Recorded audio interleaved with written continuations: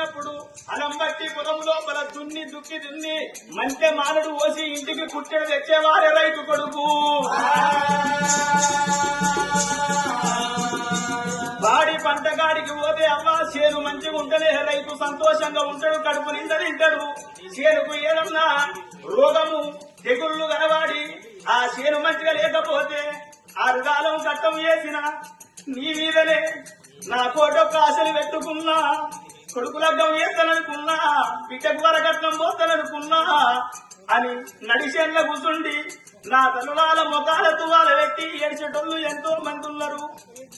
నాణ్యమైన ఇత్తనాలు తీసుకొని మన గ్రోమర్ కంపెనీ వచ్చింది. నా తల్లుల మన గ్రోమరు కంపెనీ లోపల సంస్థ లోపల ఏమేమి దొరుకుతాయి? మీ అనుభవం అంత కాదు, మా వయసు నేను చెప్పుతున్నా అనుకోవద్దు. మీరు ఆలోచించి వినండి. అవ్వ గ్రోమర్ కంపెనీ అంటే ఈనాడు పుట్టింది కాదు. కోరమండలు గ్రోమరు అంటే 100 సంవత్సరాలకు పైగా చరిత్ర ఉన్నది.